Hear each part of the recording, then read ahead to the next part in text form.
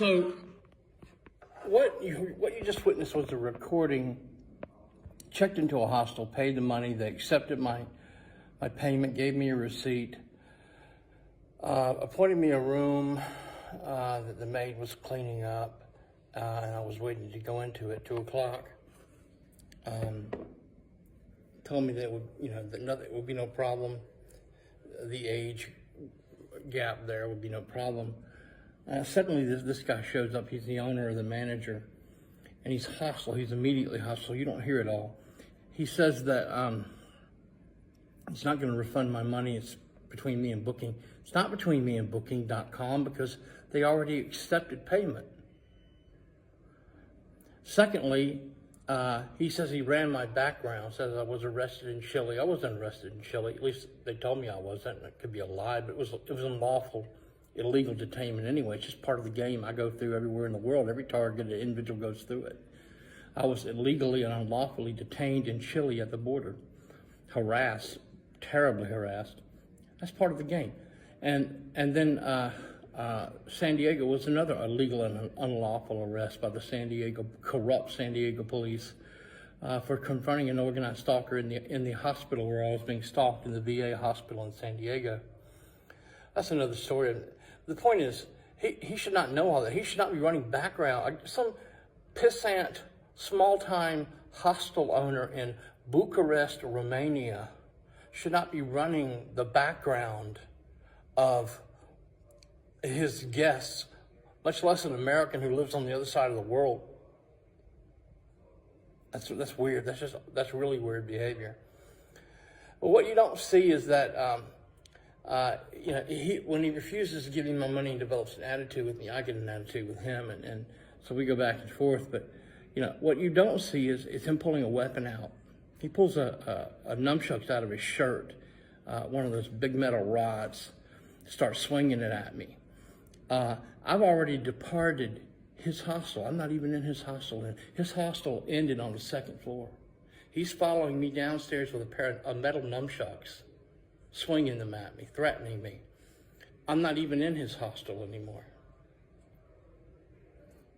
He's telling me to leave his hostel. I'm not even in his hostel. His hostel ended at the second floor. There's an office building, different offices, people living there. That's all he has is a little area on the second floor, very small area. Then what you don't hear, you hear a loud bang. He kicks my luggage so hard, he knocks it out into the street. And now my luggage is so badly damaged. First of all, I took the other luggage. Now they're damaged just so badly I can't close it. It won't close. So I can't take it on the plane. So they just destroyed both pieces of luggage, one by stealing it, the other by damaging it. There's nothing I can do. I can't go to the police. They'll just play the game with me. Drag it out, keep developing my responses. This is the intelligence agencies. And what they're doing is they're seeking to provoke me into anger and rage and agitation and anxiety. These are motivational impulses they wish to measure. The cognitive researchers wish to measure as they have these people engage in these rude, caustic, abrasive, threatening behaviors. That's never happened. No hotel manager has ever pulled a pair of nunchucks on me. That this is the type of thing that happens to target individuals all over the world. And nobody's ever destroyed my luggage just right in front of my face. That's not happened. He just kicked it as hard as he could, he's rolled about 20, 30 feet, and now it doesn't work. I can't close it. It's tore up my luggage, expensive luggage. All I wanted was him to refund my money because he accepted payment already. It's not between me and Booking anymore if he accepts payment. So this is Bucharest, Romania, and this is organized stalking. This is gaslighting. And it's all designed to provoke the victim into emotional responses which can be remotely measured and integrated back into R&M data. And what the Romanians may not know is that governments all over the world are watching. Chinese, Russians.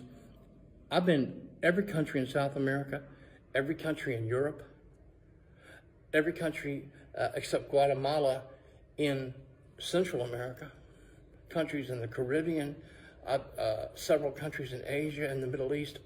Governments are watching this. And I hope that it comes back to haunt them. I hope that it does.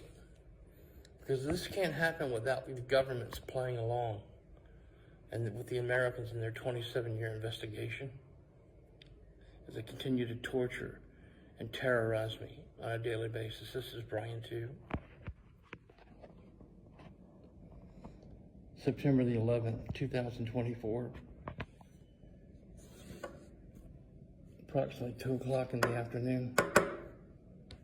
I'm sorry, 10 o'clock in the morning. Oh, I don't know what time it is.